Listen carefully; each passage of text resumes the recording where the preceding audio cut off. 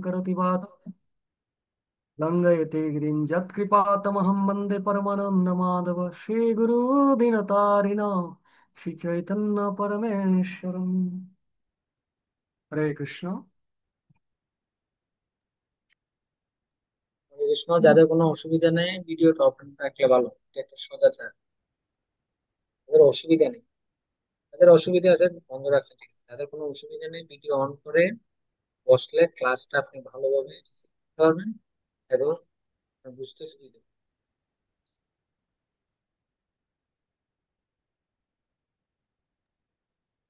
আগে যে প্রথম পূর্ব যে প্রথমবার ক্লাস দিছিল তা আপনারা অনেকজন নোট করছিলেন, মনে আছে? কিছু বলতে পারবেন?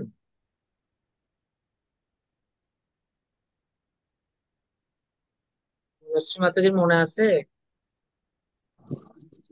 আরো মনে আছে প্রথম ক্লাসের কিছু জন কিছু নোট করেছিলেন যে আপনাদের?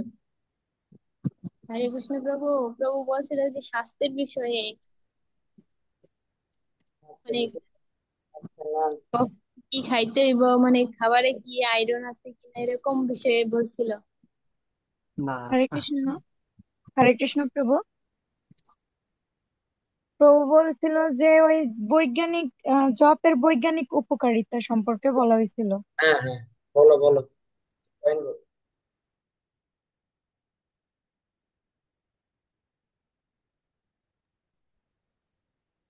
তনুশ্রী, তুমি কিছু পয়েন্ট বলো। আর কেউ বলতে চাইলে বলতে পারো। না আছে আর কারো? হরে কৃষ্ণ, প্রণাম প্রভু। প্রভু আমি বলবো? হ্যাঁ বলেন। হরি বল। হুম, বলো। প্রভু দেখুন, আমাদের নোটের মধ্যে কিছু ছিল। হরিনাম জপের সময় আমাদের আঙুলের মধ্যে যে ঘর্ষণ হয়, এটার ফলে আমাদের হাতের রেখার পরিবর্তন হয়, যার ফলে সৌভাগ্য, যশ, ধন ইত্যাদি লাভ করা যায়। হরি সাধু বল। সঙ্গে কৃষ্ণ নাম করার ফলে নিত্য কালের জন্য সুখী হওয়া যায়। প্রকৃত সুখ পাওয়া যায় কৃষ্ণ ভাবনামৃত অনুশীলন এবং ভগবানের নাম, মহিমা ও গুণ প্রচার করার মাধ্যমে। হরিনাম করার ফলে প্রকৃত সুখ লাভের সমস্ত গুণাবলী অর্জন করা যায়। প্রমাণস্বরূপ বলা যায়, রত্নাক রত্নাকর দস্যু, মৃগারী বেদ, হরিনাম হীরা বেশ্যা, জগের মাধব বা আছে এরকম। তারপরে যেমন প্রভু আহ হরিনাম জপ করার মাধ্যমে আমরা 99% অর্জন করতে পারি, কেননা হরিনাম জপ, হরে কৃষ্ণ মহামন্ত্র জপের মাধ্যমে আমরা যে সেবা সম্পাদিত হয় তা আর অন্য কোনো সেবাই হয় না, কারণ কলিযুগের ধর্ম হয় নাম সংকীর্তন। হরে কৃষ্ণ প্রভু, প্রণাম। হরি বল। ও আপনি শুরু করেন তাও। হরে কৃষ্ণ। তো উপস্থিত সমস্ত ভক্তদের শ্রীচরণে আমার প্রণাম। আপনারা আপনাদের ব্যস্ততার মধ্যেও, ব্যস্ততম সময় থেকেও আপনারা এই যে সময়টা নির্ধারণ করেছেন ভগবানের কথা শ্রবণের জন্য, এবং আমি অত্যন্ত সৌভাগ্যবান। কেননা আহ এটা আমারই সৌভাগ্য আপনাদের সাথে আমরা সিনিয়র বৈষ্ণবদের থেকে বা আচার্যদের থেকে যা শ্রবণ করেছি সেটা শেয়ার করার একটা সুযোগ পেলাম। এটা আমি মনে করি আমি সবচেয়ে বেশি সৌভাগ্যবান। কারণ হরিনাম হচ্ছে এমন একটা টপিক যেটা আসলে প্রতিনিয়ত আমাদের লাইফের সাথে রিলেটেড। হরিনাম সম্পর্কে জানাটা খুবই গুরুত্বপূর্ণ। তো যেহেতু আপনাদের মাধ্যমে আমি আর একটু নিজেকে সংশোধন করার, নিজেকে একটু স্মরণ করিয়ে দেওয়ার সুযোগ পেয়েছি। আর আমরা কৃতজ্ঞতা জানাচ্ছি শ্রীপাদ রাধেশ্যাম দাস ব্রহ্মচারী প্রভুকে, কারণ উনি খুব সুন্দর এবং সিস্টেমেটিক্যালি এই যে তত্ত্বগুলো সাজিয়েছেন আমাদের জন্য। তো যেহেতু যারা স্টুডেন্ট লাইফে থাকে, যারা একটা ভয়েস লাইফ মেনটেন করে যায়, তাদের জন্য কোর্সের পাশাপাশি ক্যাম্পের ব্যবস্থা থাকে। কোর্স এবং ক্যাম্প এই দুইটা প্রসেসের মাধ্যমে একজন ভক্তের জীবনে প্রয়োজনীয় সমস্ত আধ্যাত্মিক ফিলোসফি প্রদান করা হয়। তো গৃহস্থদের ক্ষেত্রে সেই সুযোগটা থাকে না, শুধুমাত্র কোর্সটা করতে পারে, ক্যাম্পগুলো করার সুযোগ থাকে না। তো প্রভু সবার কথা চিন্তা করে এখানে যারা উপস্থিত, ওনাদের জন্য এই ক্যাম্পের ক্লাসগুলোর একটা ব্যবস্থা করেছেন। এটা অত্যন্ত ভালো একটা উদ্যোগ। তো আমাদের ক্যাম্প শুরু হয় সংকল্প ক্যাম্প দিয়ে। তার প্রথম হচ্ছে কি scientific benefits of চান্টিং Holi name. পবিত্র হরিনাম জপের বৈজ্ঞানিক উপকারিতা। তো আমরা ইতিমধ্যে আমাদের এর প্রথম পার্টটা সম্পূর্ণ করেছিলাম। আজকে আমরা আমাদের দ্বিতীয় পার্টে শুরু করতে যাচ্ছি। বলেছেন কয়েকজন যে আমরা গত ক্লাসে কি কি সম্পর্কে শ্রবণ করেছিলাম এবং কি কি আমাদের মনে ছিল। তো ধন্যবাদ আপনাদের, অনেকদিন আপনারা এটা মনে রেখেছেন সেই জন্য।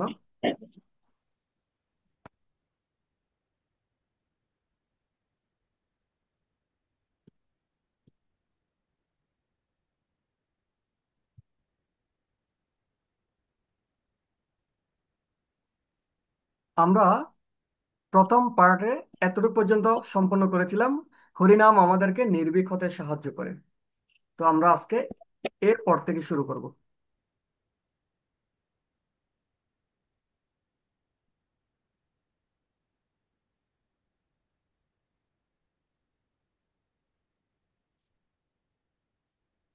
তো আমরা আগেই বলেছিলাম হরিনামের উপকারিতা দু ধরনের ধরা যায়, একটা হচ্ছে আধ্যাত্মিক উপকারিতা আর একটা হচ্ছে জাগতিক উপকারিতা, সরি বৈজ্ঞানিক উপকারিতা।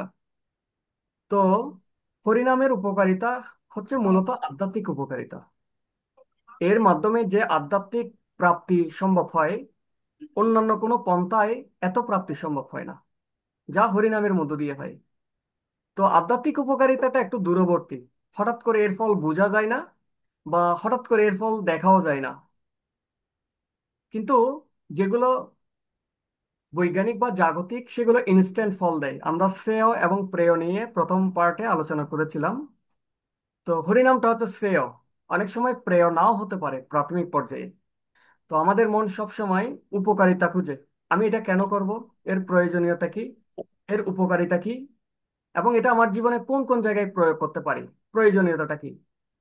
তো সেই জন্য আমরা হরিনামে, যদিও মূল পয়েন্ট হচ্ছে আধ্যাত্মিক উপকারিতা এবং অসংখ্য আধ্যাত্মিক উপকারিতা রয়েছে, এর বাইরেও আমরা চেষ্টা করতেছি কি কি বৈজ্ঞানিক উপকারিতা রয়েছে সে সম্পর্কে।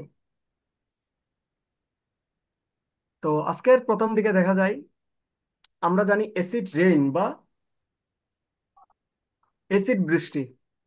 যখন অ্যাসিড বৃষ্টি হয় তখন আমাদের স্কিনে বিভিন্ন ধরনের অ্যালার্জি বা স্কিন ক্যান্সার হতে পারে। তো বলা হয় যখন অ্যাসিড বৃষ্টি হয় তখন বাইরে বের হওয়ার সময় ছাতা নিয়ে যেতে হয়, যাতে ওই অ্যাসিড আমাদের শরীরের সাথে স্পর্শ না হয়। ঠিক একইভাবে শ্রীমদ্ ভাগবতমে বলা হচ্ছে, কলই দোষ নিধি রাজন অস্তি এক মহৎ গুণা কীর্তনদেব কৃষ্ণস্য মুক্ত সঙ্গ পরম ব্রজেত। কলিযুগ হচ্ছে দোষের সাগর। দোষের সাগর মানে কি? জলের সাগর মানে কি? সেখানে জল আর জল, জল আর জল। দুধের সাগর আছে, ক্ষীরের সাগর আছে, ক্ষীর সমুদ্র, যেখানে ভগবান ক্ষীরোদকশায়ী বিষ্ণু, অর্থাৎ যিনি পরমাত্মা রূপে আমাদের হৃদয়ে থাকেন, ব্রহ্মাণ্ডের উপরিভাগে ক্ষীরোদকশায়ী বিষ্ণু ক্ষীর সমুদ্রে শুয়ে আছে। ওখানে ক্ষীর আর ক্ষীর। আর কলিযুগকে বলা হয় দোষের সাগর। কলয় দোষ নিধি রাজন, অর্থাৎ কলিযুগের চারিদিকে দোষ আর দোষ। দোষ যে শুধু অভক্তদের মধ্যে তা নয়, আমরা বর্তমান যুগে ভক্তদের মধ্যে অনেক দোষ থাকতে পারে, থাকার অস্বাভাবিক নয়।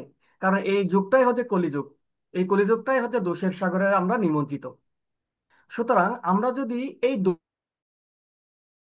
মুক্ত থাকতে চাই, আমাদের একমাত্র উপায় হচ্ছে কি, পূর্ববর্তী জীবন এবং বর্তমান জীবনের মধ্যে যদি পার্থক্য করি, আমরা যখন কৃষ্ণ ভাবনা অনুশীলন করিনি,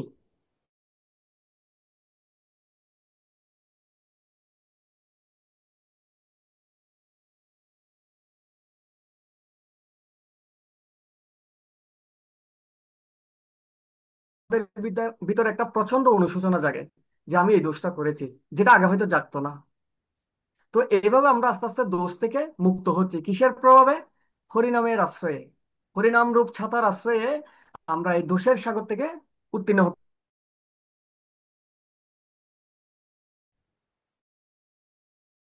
মানে দেখবেন বিভিন্ন ধরনের সংশোধনাগার রয়েছে, যারা মাদকাসক্ত তাদেরকে মাদকাসক্তি নির্মূলের জন্য নিরাময় কেন্দ্রে পাঠানো হয়। অনেক সময় কারো কারো ক্ষেত্রে, কদাচিৎ কয়েকজনের ক্ষেত্রে মাদকাসক্তি দূরে সরে যায় বা মাদকাসক্তি থেকে মুক্ত হতে পারে। আবার বেশিরভাগ আবার ফিরে আসার পর সেই একই মাদকাসক্তিতে যুক্ত হয়ে যাই। কিন্তু দেখুন আমাদের কৃষ্ণ ভাবনামৃতে 4টা বিধিনিষেধের মধ্যে একটা হচ্ছে মাদকদ্রব্য বর্জন। এই মাদকদ্রব্য, যে সমস্ত হিপ্পিরা মাদকদ্রব্য ছাড়া বেঁচে থাকা কখনো কল্পনাই করতে পারতো না, সেই মাদকদ্রব্য বর্জন করা সম্ভব হয়েছে কিসের প্রভাবে? হরিনামের প্রভাবে। যেটা বিজ্ঞান, যেটা বর্তমান সোসাইটি বিভিন্ন নিরাময় কেন্দ্রে রেখেও তাদেরকে সংশোধন করতে পারছে না, শুধুমাত্র হরিনামের শক্তির প্রভাবে সেই সমস্ত বদভ্যাসগুলো থেকে আমরা নিমিষেই দূরে থাকতে পারছি। হরিনাম আমাদের সবচেয়ে বড় বিষয় হচ্ছে মিথ্যাহংকার দূর করে দেয়। আমাদের এই জগতে সবচেয়ে বড় সমস্যা হচ্ছে ইগো। বলা হচ্ছে একটা ফিলো ফর্মুলা আছে, FILO, first in last out. আমরা চিন্ময় জগতে ছিলাম, চিন্ময় জগতে কৃষ্ণের আভিজাত্য, ঐশ্বর্য, কৃষ্ণের প্রভুত্ব দেখে আমাদের মনে ঈর্ষা জেগেছিল। কৃষ্ণই কি একমাত্র প্রভু? আমি কি প্রভু হতে পারি না? তখন কৃষ্ণ চিন্তা করলো, এই জগৎ তো আমার, এখানে একলা ঈশ্বর কৃষ্ণ আর সব বৃত্ত, যারে জয়ছে নাচায় সে তৈছে করে নৃত্য। এখানে তো আমি একমাত্র প্রভু, সবাই আমাকে প্রভু মনে করবে। তো যে সমস্ত জীবাত্মার হৃদয়ে এই সমস্ত চিন্তা এসেছে তাদেরকে তো কেউ প্রভু মানবে না, তাদের জন্য আমাদের জন্য, অর্থাৎ আমাদের জন্য এই জড়জগৎ সৃষ্টি করেছে। তাহলে আমরা কেন এই জড়জগতে পতিত হয়েছি? কারণ প্রথম আমাদের যে অনর্থটা হৃদয়ে প্রবেশ করেছে সেটা হচ্ছে ঈর্ষা। আমি বলছি ঈর্ষা থেকে আমাদের ঈর্ষা মনোভাবটাকে দূর করে, মিথ্যা অহংকার ঈর্ষা দূর করে। তো এই যে ঈর্ষা, ঈর্ষা মনোভাবটা আমাদের হৃদয়ে প্রথম প্রবেশ করেছিল, যার ফলে আমরা এই জড়জগতে এসেছি। আমাদের অনর্থগুলো আস্তে আস্তে হরিনামের প্রভাবে মুক্ত হতে থাকবে, যে এবং সর্বশেষে মুক্ত হয় ঈর্ষা মনোভাব। এবং যখন এটা থেকে আমরা পূর্ণরূপে মুক্ত হতে পারবো, নির্মৎসর হতে পারবো, তখন আমরা পুনরায় চিৎ জগতে ফিরে যেতে পারবো। সো এটাকে বলা হয় fellow formula, first in last out. সুতরাং এই হরিনামের মাধ্যমে আমাদের ঈর্ষা এবং মিথ্যাহংকার, এই সমস্ত অনর্থগুলো যেগুলো থেকে মুক্ত হওয়া আসলে অসম্ভব, সেখান থেকে আমরা মুক্ত হতে পারি। হরিনাম সবচেয়ে বড় বিষয় হচ্ছে আমাদের ভালো খারাপ নির্ধারণে সহায়তা করে থাকে। একসময় আমরা ভালো খারাপ কি সেটা বোঝার সক্ষমতা ছিল না, কিন্তু হরিনামের আশ্রয় গ্রহণ করার ফলে চৈত্য গুরু রূপে পরমাত্মা আমাদের হৃদয়ে ভালো এবং খারাপ সম্পর্কে বিভিন্ন ধরনের নোটিফিকেশন দেয়, যে এটা ভালো, এটা খারাপ, এটা খারাপ, এটা ভালো। তখন আমরা সে ভালো খারাপ নির্ধারণ করার জন্য, বা ভালো খারাপ নির্ধারণ করে আমাদের খারাপটা বর্জন এবং ভালোটা গ্রহণ করার জন্য একটা শক্তি পাই, শুধুমাত্র হরিনামের মাধ্যমে।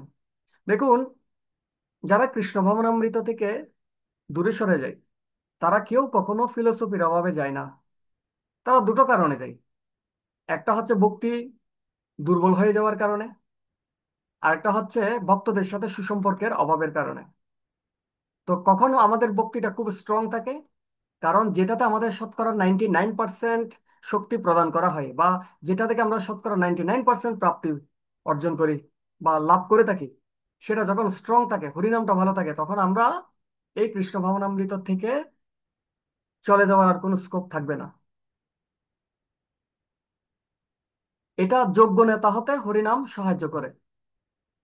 দেখুন আমাদের আহ যদিও এটা কৃষ্ণ ভবনামৃত মানে হচ্ছে কি, কৃষ্ণ ভবনামৃত মানে হচ্ছে বৈষ্ণব দাসানুদাস হয়ে গুরু কৃষ্ণের সন্তুষ্টি বিধান করা, কিন্তু তারপরেও এখানে লিডার রয়েছেন, আধ্যাত্মিক নেতারা রয়েছেন।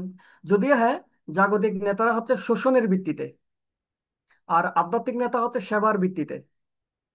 আধ্যাত্মিক নেতারা কখনো শোষণ করে না, তার অধীনস্থদের কৃষ্ণ ভাবনাময় করে গড়ে তোলার জন্য কৃষ্ণ ভাবনার পথে সব সময় সেবা প্রদান করে থাকেন।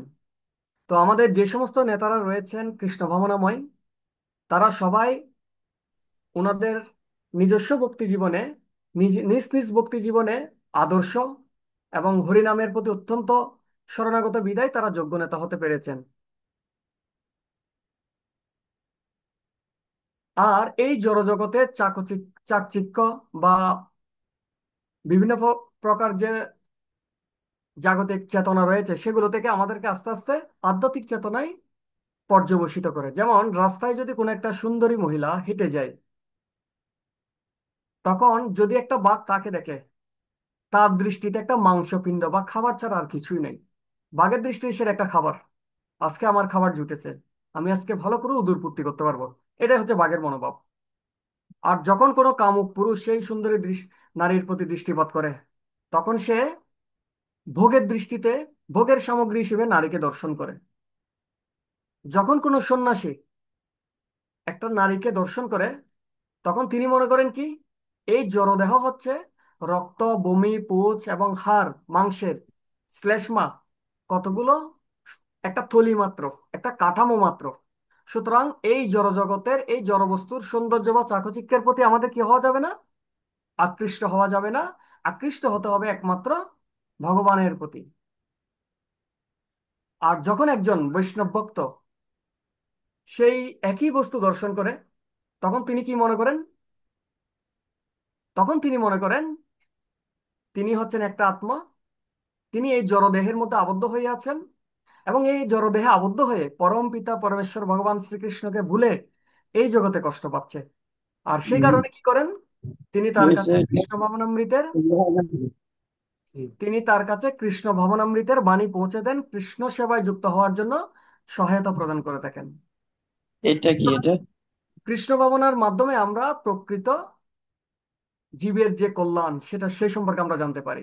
কিসে জীবের প্রকৃত কল্যাণ হয়। আমরা যখন নিজেরা হরিনাম করতাম না, তখন আমরা কখনো অন্যদের হরিনাম করার সে প্রয়াস করিনি।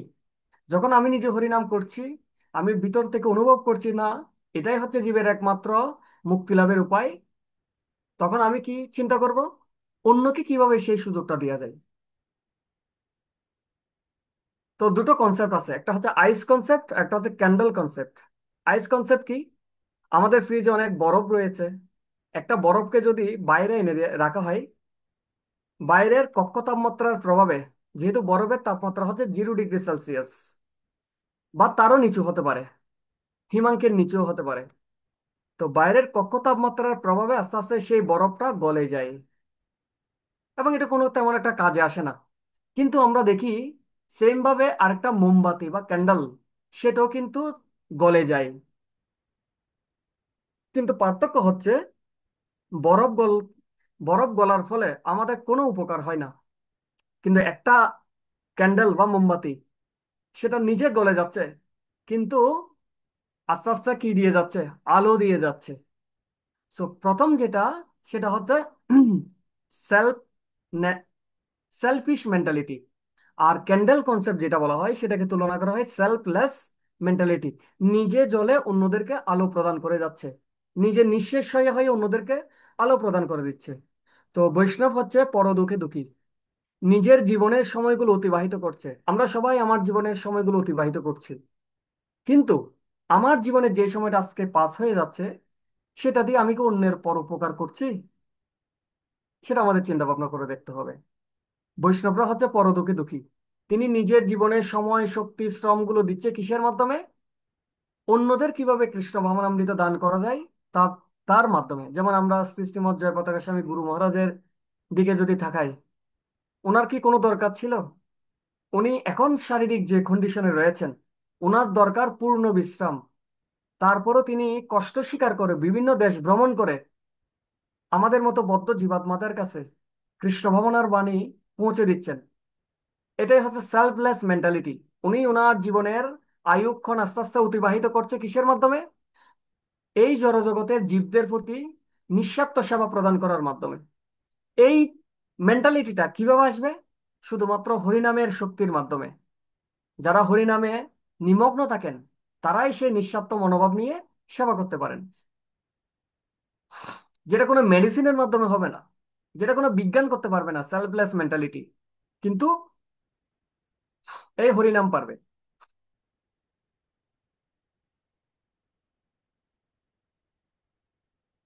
তো পৃথিবীতে আসলে অসংখ্য,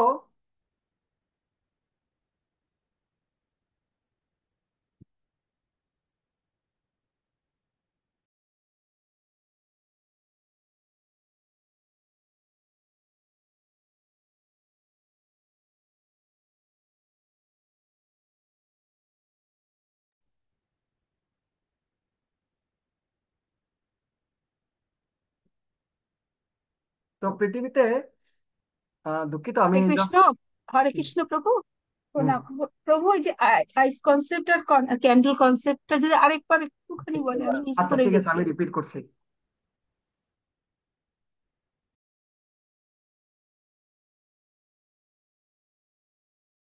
তো আপনি মুখ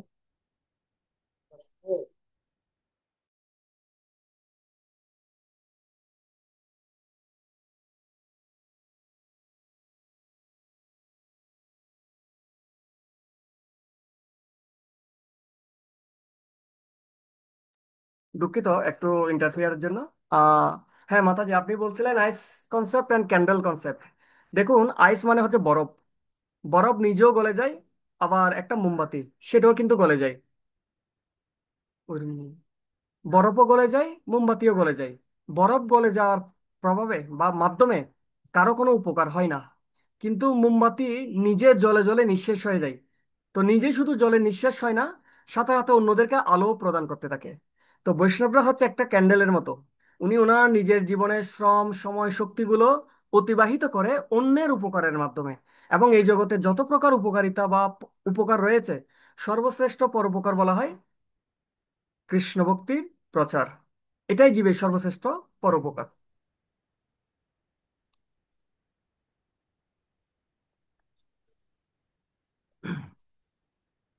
তো পৃথিবীতে এই যে ব্রহ্মাণ্ডে বা এই যে আমাদের সোলার প্ল্যানেটের কথাও যদি চিন্তা করি, বা সৌরজগতে অসংখ্য তারা রয়েছে।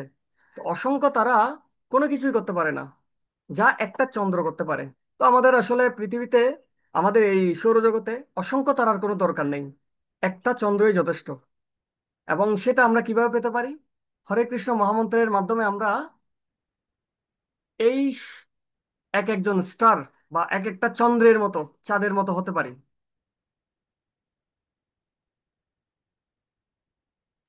এরপরে হচ্ছে একটা গিগো ফর্মুলা। গিগো ফর্মুলার অর্থ হচ্ছে কি, good in good out, garbage in garbage out. আমরা আমাদের চেতনার মধ্যে, আমাদের মস্তিষ্কে যদি কোনো খারাপ চিন্তা ভাবনা ঢুকাই, সেটা আস্তে আস্তে খারাপ আচরণের মাধ্যমে আমাদের ফুটে উঠবে। যেমন আমি যা চিন্তা করব, সেটা এক সময় না এক সময় সেটা শব্দ হবে। আমি যেটা মুখ দিয়ে বলবো, সেটা এক সময় না এক সময় আমার আচরণে আসবে, আমি কার্যক্রমে পরিণত করব, অর্থাৎ প্র্যাকটিক্যালি প্রয়োগ করব, অভ্যাসে পরিণত হবে, এবং এটা কাজে পরিণত হবে। আমাদের চিন্তাটা শব্দে পরিণত হবে, শব্দটা এক সময় কাজে পরিণত হবে। আর এই কাজটা যদি আমরা দীর্ঘদিন করি, সেটা আমাদের অভ্যাসে পরিণত হবে। এক সময় এই অভ্যাসটা আমাদের কালচার বা সংস্কৃতিতে পরিণত হবে। সুতরাং আমরা যে ধরনের ইনপুট আমাদের ভিতর দিব, সেই ধরনের আউটপুট আমাদের থেকে বের হবে। আমরা যদি খারাপ কিছু ঢুকাই, খারাপ কিছু বের হবে। ভালো কিছু ঢুকালে ভালো কিছু বের হবে। যেমন দেখুন, বর্তমানে যুবক সম্প্রদায় বিভিন্ন ধরনের হেয়ার কাট স্টাইল দেয়। তারা যে মুভি দেখে সেই মুভির মতো হেয়ার কাট দেয়। তারা যে মুভি দেখে সেই মুভির মতো আচরণ করে। কারণ কেন? তাদের চেতনার মধ্যে ঢুকানো হচ্ছে এই ধরনের বিষয়গুলো। আর তৎকালীন সমাজে কি করা হইতো, ভগবানের বিভিন্ন লীলা এবং ভগবানের ভক্তদের লীলা সমন্বিত বিভিন্ন নাটক করা হইতো। এবং সেগুলো দেখে তারা প্রভাবিত হয়ে সেই অনুসারে জীবনযাপন করার চেষ্টা করত। আমার এখনো মনে পড়ে, তো যখন আমরা ছোটবেলা ছিলাম, তখন তো গ্রামে ছিলাম। তখন আমরা লোকনাথ ব্রহ্মচারী, আমাদের গ্রাম চট্টগ্রামে কিন্তু বিশাল পরিচিত ছিল আমরা যখন ছোট ছিলাম। তো তখন দেখতাম লোকনাথ ব্রহ্মচারী এবং বেনি মাধব দুইজন একসাথে সাধনা করতেছে। একটা সাপ তার উপর দিয়ে যাচ্ছে, কিন্তু সে নড়াচড়া করতেছে না। তখন আমরা বন্ধুরা মিলে কি করতাম, সবাই একসাথে বসে ওই রকম ধ্যান করার চেষ্টা করতাম, যেভাবে ঠিক পা ভাঁজ করতো। যদিও জানি এটা আমাদের এই যে আধ্যাত্মিকতা, এই ছোটখাটো জিনিসগুলো আমাদেরকে কিন্তু আস্তে আস্তে প্রভাবিত করেছে। আমরা যদিও বর্তমানে কৃষ্ণ ভাবনায় রয়েছি, কিন্তু ছোট ছোট হরিদাস, রাজা হরিশ্চন্দ্রের যখন আমরা মুভি দেখতাম, তখন থেকে আমরা চিন্তা করতাম, না যতই বিপদ আসুক কখনোই মিথ্যা কথা বলা যাবে না, এই ধরনের চিন্তা ভাবনা করতাম। তো আমাদের ছোটবেলা থেকে যে ধরনের গার্বেজ, যে ধরনের জিনিস আমাদের দেখানো হইতো বা প্র্যাকটিস করানো হইতো, সেই জিনিসগুলো আমাদের আউটপুট হইতো। তো আমরা যদি ভালো কিছু ঢোকাই, ভালো কিছু বের বের হবে, খারাপ কিছু ঢোকালে খারাপ কিছু বের হবে। এটাকে বলা হয় গিগো ফর্মুলা।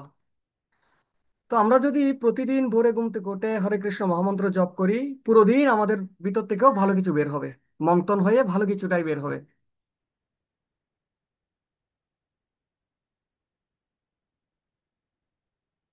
এবার হচ্ছে তিনটা ফর্মুলা আমরা বলবো: কানেক্ট, কাল্টিভেট অ্যান্ড কন্ট্রিবিউট। দেখুন, একটা আম গাছ যখন, একটা আম গাছের একটা ঢালের সাথে যখন লেগে থাকে বা সংযুক্ত থাকে, প্রাথমিকভাবে সেটা মনে হতে পারে, প্রাথমিকভাবে সেটা কাঁচা থাকতে পারে, টক থাকতে পারে, কিন্তু সেটা যদি ধৈর্য সহকারে বৃক্ষের সাথে সংযুক্ত থাকে, ক্রমাগত সেটা আস্তে আস্তে বড় হতে থাকবে, পরিপক্ক হবে, পাকবে এবং একসময় মিষ্টি হয়ে যাবে। ঠিক একইভাবে আমরা যদি কানেক্টেড থাকি কৃষির সাথে, কৃষ্ণ ভাবনার সাথে, ভগবানের সাথে, কিসের মাধ্যমে? হরিনামের মাধ্যমে। তখন আস্তে আস্তে আমাদের হৃদয়ে কাল্টিভেশন বা ভগবত ভক্তির যে চাষ বা কাল্টিভেশন, সেই কাল্টিভেশনের প্রভাবে একসময় আমরা পরিপক্ক হতে পারবো। এবং শুধু পরিপক্ক হবো তা নয়, আমরা নিজেরাও কিন্তু কৃষ্ণ ভক্তিতে অনেক অবদান রাখতে পারবো। সুতরাং আমাদের সবচেয়ে গুরুত্বপূর্ণ বিষয় হচ্ছে কানেক্টেড থাকা, এবং যা আমরা করতেছি সেটা কন্টিনিউয়াস করে যাওয়া, অর্থাৎ কাল্টিভেট করা। একসময় আমরা নিজেরাও কন্ট্রিবিউট করতে পারবো, অবদান রাখতে পারবো। তো আমরা, আমাদের শিক্ষা হচ্ছে হরিনাম করা কখনো সময় নষ্ট করার মতো নয়। হরিনাম করা হচ্ছে পেন্সিলকে শার্প করার মতো। যেমন আমরা পেন্সিল দিয়ে লিখি, তো পেন্সিল দিয়ে লিখতে লিখতে লিখতে একসময় পেন্সিলের গ্রাফাইট অংশ, যেটা কালো অংশ, সেটা কি হয়ে যায়? ভোঁতা হয়ে যায়। তো কেউ যদি মনে করে যে না, আমি এটা লিখতেই থাকবো, এটাকে আমি শার্প করবো না, যদি আমি শার্প করতে যাই আমার কিছুটা সময় নষ্ট হবে, আমি এই সময়টা কেন নষ্ট করব? তাহলে দেখা যাবে কি, হয়তো কিছুক্ষণ লেখার পর সেই পেন্সিল আর ব্যবহারযোগ্য থাকবে না। কিন্তু যারা বুদ্ধিমান তারা কি করবে? হয়তো 10 সেকেন্ড তার সময় যাবে, 30 সেকেন্ড সময় যাবে, সে পেন্সিলটাকে শার্প করবে।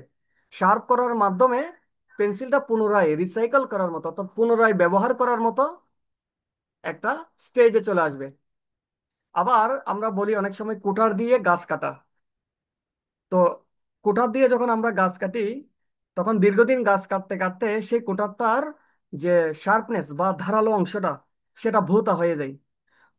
তো 1 সপ্তাহ, 2 সপ্তাহ বা 1 মাস পরে গিয়ে দেখি, আমি আগে যে পরিমাণ এনার্জি দিয়ে যে পরিমাণ গাছ কাটতে পারতাম, তার চেয়ে 3 গুণ 4 গুণ শক্তি দেওয়ার পরেও তার অর্ধেক গাছ কাটতে পারতেছি না। তো তখন কোনো বুদ্ধিমান ব্যক্তি যদি আমাকে বলেন যে তোমার এই মুহূর্তে কি করে দরকার, এটাকে একটু শার্প করা দরকার, ধার দেওয়া দরকার, তখন আমি হয়তো মনে করতে পারি না, আমি যদি ধার দিতে যাই আমার সময় নষ্ট হবে, উনি আমার শত্রু, যে আমাকে সময়টা নষ্ট করতে চাচ্ছে। আসলে কি এটা বুদ্ধিমানের কাজ?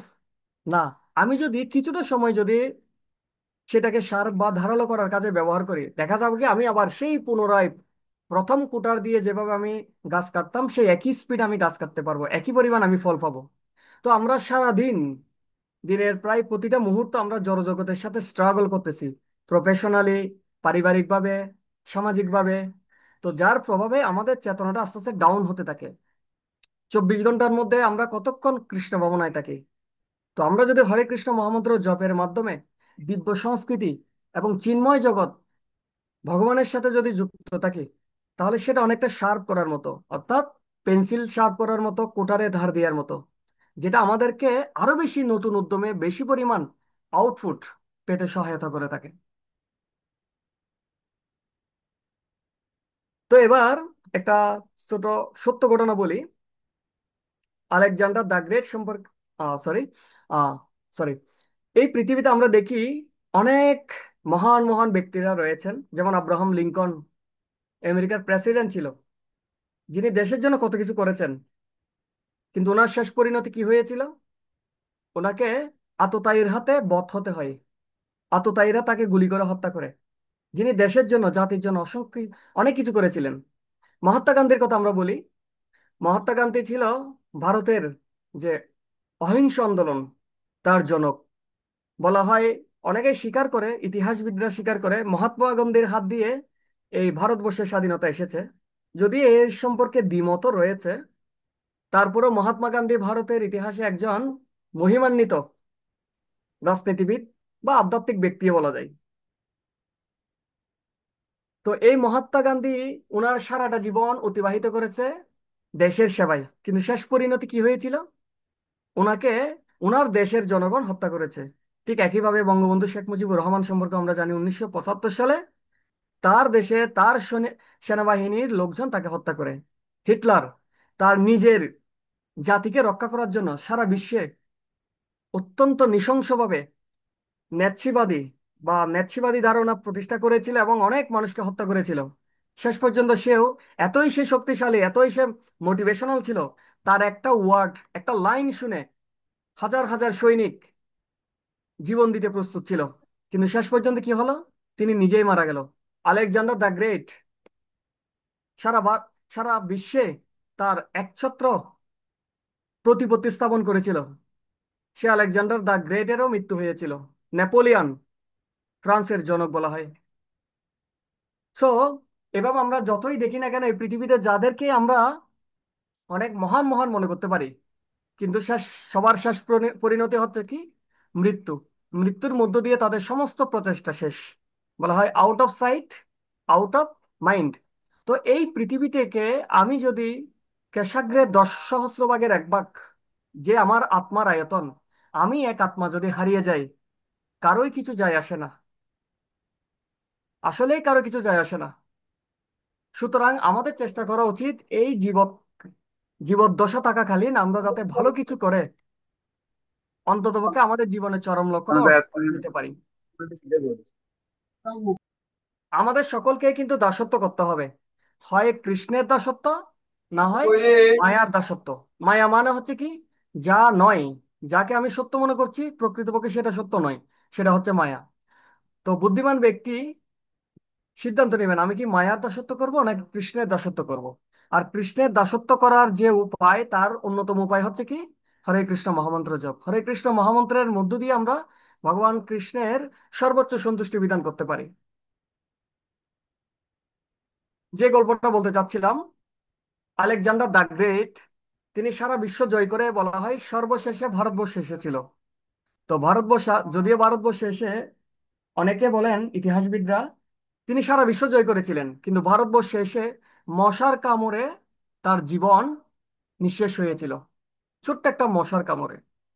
যদিও তার মৃত্যু নিয়ে বিতর্ক রয়েছে, এক একজন এক একভাবে বলেন। এটাও একটা তত্ত্ব যে তার মৃত্যুটা একটা মশার কামড়ে হয়েছিল। তো আলেকজান্ডার দ্য গ্রেট যখন ভারতবর্ষে এসেছিল তখন তিনি শুনেছিল বৃন্দাবনে একজন সাধু রয়েছে। অনেক সুনাম ছিল ওই সাধুটার। তো তিনি চিন্তা করলেন আমি একটু গিয়ে ওই সাধুটার সাথে দেখা করে আসি। তো ওই সাধুটা একটা ছোট্ট কুটিরে সাধন ভোজন করত। তো কুটিরটা যেহেতু ছোট হয়েছিল, আলেকজান্ডার দ্য গ্রেট কুটিরের সামনে দাঁড়িয়েছিল এবং তার অনুগত সৈনিককে বলেছিল যাও সাধুকে গিয়ে বলো আলেকজান্ডার দ্য গ্রেট এসেছেন। তখন সৈনিক গিয়ে বলল, সাধু আপনার সাথে দেখা করার জন্য একজন মহান ব্যক্তি রয়েছে, এক মহান ব্যক্তি এসেছেন। বলছে কে? বলছে আলেকজান্ডার দ্য গ্রেট। তো ওই সাধুটা তখন ভগবানের সাধনায় নিমগ্ন ছিল। তো বলছে তুমি গিয়ে বলো আমি সাধনা করছি, আমি এখন বাইরে গিয়ে ওনার সাথে দেখা করতে পারছি না। তখন একই কথাটা ওই সৈনিকটা আলেকজান্ডারকে গিয়ে বললো যে উনি এখন সাধনা করছে, আপনার সাথে দেখা করতে পারবে না। তো আলেকজান্ডার চিন্তা করলো ও মনে হয় আমার নামটা বলে নাই। বলো তুমি আমার নামটা বলেছো? বলছে হ্যাঁ বলেছি। বলছে গিয়ে আবার বলো আমার নামটা একটু স্পেশালি বলো। তো উনি গিয়ে বলছে যে দেখুন উনি আপনাকে আবার যেতে বলছে, আপনি বুঝতে পারছেন কে আসছে আপনার সাথে দেখা করতে? Alexander the great. তখন তিনি একই একই কথা বলছে আমি এখন যেতে পারবো না, আমি এখন ব্যস্ত আছি। তো এরকম কয়েকবার যখন হলো আলেকজান্ডার দ্য গ্রেট অত্যন্ত রাগান্বিত হয়ে গেল যে আমি সারা পৃথিবী জয় করেছি আর আমার সাথে একটা ছোট্ট সাধু দেখা করতে আসছে না। দৌড়ে আসলো ভিতরে। ভিতরে এসে বলল যে আপনি আমার সাথে দেখা করতে এলেন না কেন? অত্যন্ত ক্রোধান্বিত হয়ে গেল। তো সাধু বলল তুমি হচ্ছে আমার দাসের দাস। সাধু সাধু বলল হচ্ছে তুমি হচ্ছে আমার দাসের দাস। You are the servant of my servant. এই কথা শুনে তো আলেকজান্ডার দ্য গ্রেট আরো রেগে গেল এবং সে তরবারি তুললো সাধুকে হত্যা করার জন্য। তখন সে চিন্তা করলো, আচ্ছা উনি আমাকে কেন দাসের দাস বললো, একটু চিন্তা করে দেখি তো। তখন জিজ্ঞেস করলো, আপনি আমাকে এই কথা কেন বললেন?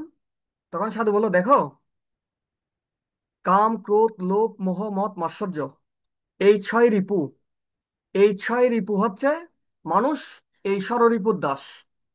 কিন্তু আমি সাধনার প্রভাবে এই ষড়রিপুকে আমি আমার দাস বানিয়ে রেখেছি। আমি আমার কাম ক্রোধ লোভ মোহ মদ মাৎসর্য, এই ছয়টা রিপুর উপর আমি প্রভুত্ব করতে পারি, কন্ট্রোল করতে পারি আমি। তার মানে আমি ক্রোধকে কন্ট্রোল করতে পারি। তাহলে ক্রোধ হচ্ছে আমার দাস, আর তুমি হচ্ছে ক্রোধের দাস। তাহলে তুমি আমার দাসের অর্থাৎ ক্রোধের দাস, অর্থাৎ আমার দাসের দাস। ক্রোধ হচ্ছে আমার দাস আর তুমি হচ্ছে ক্রোধের দাস। তাহলে তুমি হচ্ছে আমার ক্রোধ দাসের দাস। তখন সে বুঝতে পারলো যে আসলে এই সাধুটা অনেক জ্ঞানী ছিলেন। তো এই যে সাধুরা, যারা হরে কৃষ্ণ মহামন্ত্রের আশ্রয় গ্রহণ করে, একমাত্র তারাই এই ষড়রিপু দমন করতে পারেন। যার দাস হয়ে আছে এই সমগ্র জগৎ, সেই ষড়রিপুকে দাসে রূপান্তরিত করার একমাত্র শক্তিটা আমরা পাই হরে কৃষ্ণ মহামন্ত্রের মাধ্যমে। তো রসগোল্লা কেমন সেটা আমরা যতই বর্ণনা করি না কেন, লেখালেখি করি না কেন, কোনো কাজ হবে না যতক্ষণ না আমরা খেয়ে দেখছি। হরিনাম হচ্ছে ঠিক একইভাবে, আমরা যতই বর্ণনা করি না কেন, হরিনামের যে স্বাদ, সেটা আমরা কখন বুঝতে পারবো? যখন আমরা নিজে নিজের জীবনে প্রয়োগ করব।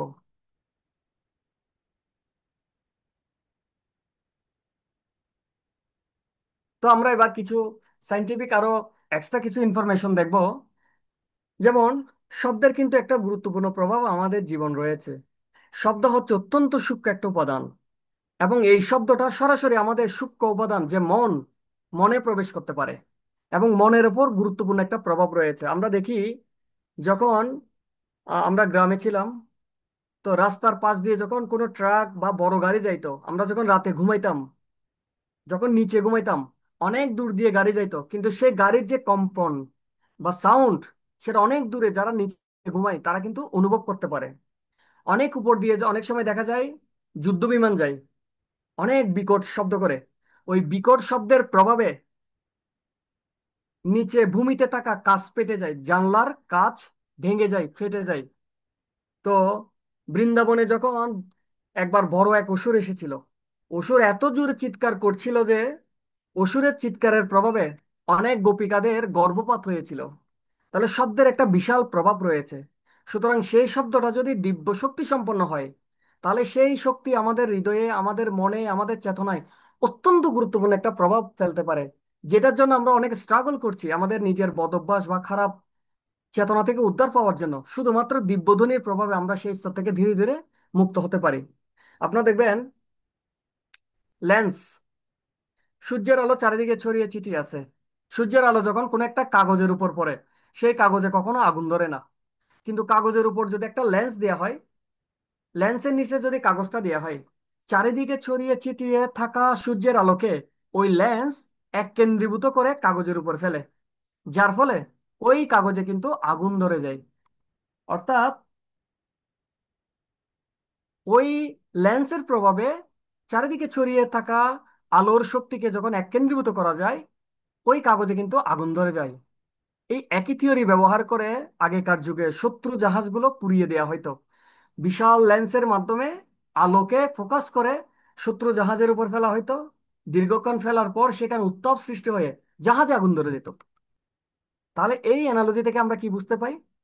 আমাদের শরীরে আমাদের চেতনাগুলো হচ্ছে বহুমুখী, বিভিন্ন দিকে ধাবমান। আমরা যদি নির্দিষ্ট শব্দ শ্রবণের মাধ্যমে আমাদের চেতনাটাকে একমুখী করার চেষ্টা করি, এই বহুমুখী চেতনাকে যখন একমুখী করা যায়, বিশাল একটা অর্জন আমাদের জীবনে প্রাপ্তি সম্ভব। আমরা অনেক সময় বলি আমরা পড়াশোনা করতে পারি না, কেন পারি না? মনোযোগ বসে না। আমাদের চেতনা, আমাদের মনোযোগ বহুমুখী। সেটাকে একটা নির্দিষ্ট শব্দ শ্রবণের বা মেডিটেশনের মাধ্যমে যদি একমুখী করার চেষ্টা করি, ধীরে ধীরে সেটা আমাদেরকে অভূতপূর্ব শক্তি প্রদান করবে। তো আমরা দেখব হরিনামের শাস্ত্রীয় প্রমাণ কি। শাস্ত্রে বলা হয়েছে, কৃতে যদ ধ্যায়ত বিষ্ণু ত্রেথায়াম যদতেমকো দাপরে পরিচর্যায়াত কলাই তৎ হরি কীর্তনাথ। সত্যযুগে বিষ্ণুর ধ্যান ত্রেতা যুগে ত্রেতা যুগে বিষ্ণুর উদ্দেশ্যে যজ্ঞ এবং দ্বাপর যুগে শ্রী বিগ্রহের অর্চন করার মাধ্যমে যে পরিমাণ ফল প্রাপ্ত হওয়া যেত, শুধুমাত্র হরে কৃষ্ণ মহামন্ত্র কীর্তন করার মাধ্যমে একই ফল প্রাপ্ত হওয়া যায়। কলয় তৎ হরি কীর্তনাথ, শুধুমাত্র হরি কীর্তনের মাধ্যমে একই পরিমাণ ফল প্রাপ্ত হওয়া যায়। আমরা জানি যে সত্য যুগে মানুষের আয়ু ছিল 1,00,000 বছর, ত্রেতা যুগে তার 10 ভাগ কমে 10,000 বছর, দ্বাপর যুগে তারও 10 ভাগ কমে 1,000 বছর, আর কলি যুগে তারও 10 ভাগ কমে 100 বছর। আর 100 বছর বাঁচার সেই শক্তিও কিন্তু আমাদের নেই, সেটাও কিন্তু আমরা বাঁচতে পারি না। সুতরাং এই অল্প সময় আমরা ভগবত ধামে ফিরে যাওয়ার একমাত্র উপায় হচ্ছে কি, হরে কৃষ্ণ মহামন্ত্র জপ করা। তাছাড়া কলি সন্তরণ উপনিষদে বলা হয়েছে, হরে নামৈব হরে নামৈব কেবলম কলয়ে নাস্তেইব নাস্তেইব নাস্তেইব গতিরন্যতা। এই দুঃখ দুর্দশাপূর্ণ কলিযুগে কেবলমাত্র হরিনাম, কেবলমাত্র হরিনাম, কেবলমাত্র হরিনামই হচ্ছে একমাত্র উপায়। এছাড়া আর কোনো উপায় নেই, আর কোনো উপায় নেই, আর কোনো উপায় নেই। বৃহৎ নারদীয় উপনিষদে বলা হয়েছে, হ্যাঁ, কলি সন্তরণ বৃহৎ নারদীয় পুরাণে, ইতি ষোড়শকম নাম কলি কল্মষ নাশনম না তো পরতর উপায় সর্ববেদেষু দৃশ্যতে।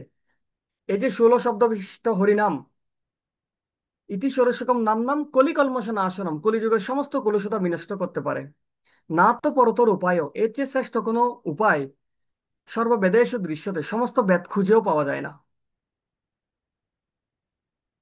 তো এখন আমরা দেখব, এই যে হরে কৃষ্ণ মহামন্ত্র কীর্তনের প্রভাবে আদৌ কি কেউ উপকৃত উপকৃত হয়েছেন, সেই সম্পর্কে আমরা একটু দেখব। তো আমরা বৈজ্ঞানিক উপকারিতা নিয়ে যেহেতু আলোচনা করছি, আমরা একটু বৈজ্ঞানিক উপকারিতা হরিনামের মাধ্যমে যে প্রাপ্তি হয়েছে সে সম্পর্কে আমরা একটু দৃষ্টিপাত করব শাস্ত্রীয় বিভিন্ন উদাহরণের মাধ্যমে। দেখুন, বর্তমানে বিজ্ঞান আমাদের কি সুযোগ সুবিধা দিচ্ছে। বিজ্ঞানের প্রভাবে আমরা বাংলাদেশ থেকে 1 থেকে 1.5 দিনের মধ্যে আমেরিকা পৌঁছে যাচ্ছি, যেটার জন্য আগে বছরের পর মাসের পর মাস সময় লাগতো নদীপথে। কেন? বর্তমানে আমরা ফ্লাইট ব্যবহার করতেছি। তাহলে এটা অবশ্যই বিজ্ঞানের একটা উপকারিতা। তাছাড়া আমরা দেখি কোটি কোটি টাকা খরচ করে বিভিন্ন গ্রহে, যেমন চন্দ্র গ্রহে যাচ্ছে, মঙ্গল গ্রহে রোবট পাঠাচ্ছে। কিছুদিন আগে চন্দ্রযান 3 নামক, মেবি চন্দ্রযান 3 ভারত পাঠিয়েছিল চন্দ্রের দক্ষিণ অংশে, এবং এটা কোটি কোটি টাকা খরচ করেছিল। তো এই যে বিজ্ঞান আমাদেরকে কি দিচ্ছে, এই উপকারিতাগুলো দিচ্ছে। যদি এখানে কিছু সমস্যাও রয়েছে, এই যে মহাকাশ যানগুলো বা এই যে এয়ারগুলো, ফ্লাইটগুলো কখনো কখনো যান্ত্রিক ত্রুটির কারণে ক্র্যাশ হয়।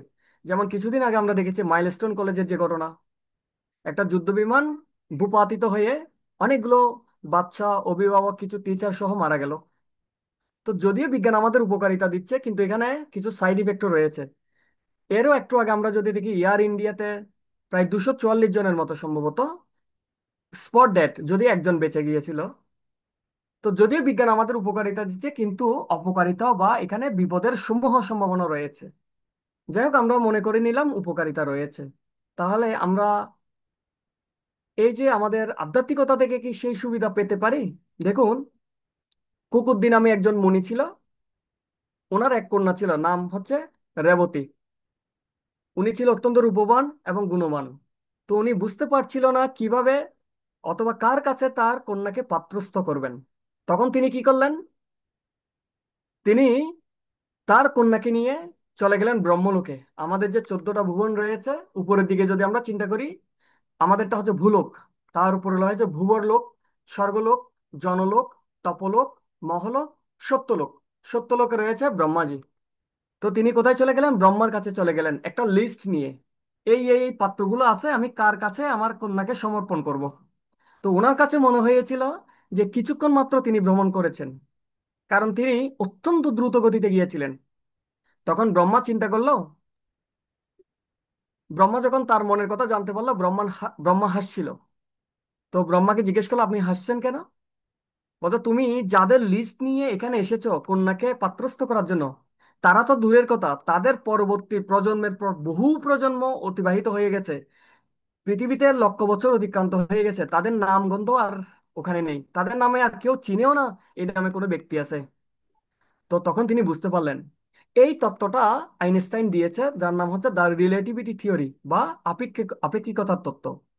ওই তত্ত্বে আইনস্টাইন কি বলেছেন, কোনো বস্তুকে যদি আলোর বেগ বা তার কাছাকাছি বেগে নিক্ষেপ করা হয়, বিশেষ করে সায়েন্সের যারা বুঝতে পারবেন, তখন টাইম সংকোচন হয়, সময় সংকোচন হয়। আপনার মনে হবে 5 মিনিট আপনি অতিক্রম করেছেন, কিন্তু পৃথিবীর হিসেবে সেই টাইমটা 1000 বছর অতিক্রান্ত হয়ে যাবে। এটাকে বলে রিলেটিভিটি থিওরি, যেটা আইনস্টাইন এক 70 থেকে 80 বছর আগে আবিষ্কার করেছেন। সেই জিনিসটা সৃষ্টির আদি থেকেই আমাদের বৈদিক শাস্ত্রে আছে। তো তিনি কিভাবে গেছেন, অত্যন্ত দ্রুত গতিতে ব্রহ্মার কাছে গিয়েছিলেন, যার কারণে এই পৃথিবীতে হাজার হাজার লক্ষ বছর অতিক্রান্ত হয়ে গিয়েছিল। এবং আমাদের বিজ্ঞান বলে আমাদের ব্রহ্মাণ্ডের উপরিভাগে যেতে সময় লাগে 40,000 আলোকবর্ষ। এখন প্রশ্ন হচ্ছে 40,000 আলোকবর্ষ কতটুকু? এটা একটা দূরত্বের একক। এবার আমি বলি, আলো 1 সেকেন্ডে 3 কিলোমিটার 3 লক্ষ কিলোমিটার যায়, বা 1,86,000 মাইল 1 সেকেন্ডে। আলো যদি এভাবে 1 মিনিট অতিক্রম করে কত দূর যাবে? 1 ঘন্টা অতিক্রম করলে আরো কত দূর যাবে? একদিন অতিক্রম করলে কত দূর যাবে? এভাবে 1 বছর, আলো তার নিজস্ব গতিতে যদি 1 বছর অতিক্রম করে, যে দূরত্ব অতিক্রম করে সেটা হচ্ছে 1 আলোকবর্ষ। কি অকল্পনীয় দূরত্ব, চিন্তা করে দেখুন। এবং আমাদের বিজ্ঞান স্বীকার করেছে, আমরা যদি ব্রহ্মাণ্ডের উপরিভাগে যেতে চাই 40,000 বছর আলোকবর্ষ। এখান থেকে আমাদের ব্রহ্মাণ্ডের উপরিভাগ হচ্ছে 40,000 আলোকবর্ষ দূরে। সেই ব্রহ্মাণ্ডের উপরিভাগ ব্রহ্মলোকে কুকুরদ্বীমণি গিয়েছিলেন কিসের মাধ্যমে? কোন মহাকাশযানের মাধ্যমে, কোন বৈজ্ঞানিক মহাকাশযানের মাধ্যমে? শুধুমাত্র মন্ত্রের প্রভাবে, মন্ত্র শক্তির প্রভাবে দিব্য রথে করে গিয়েছিলেন।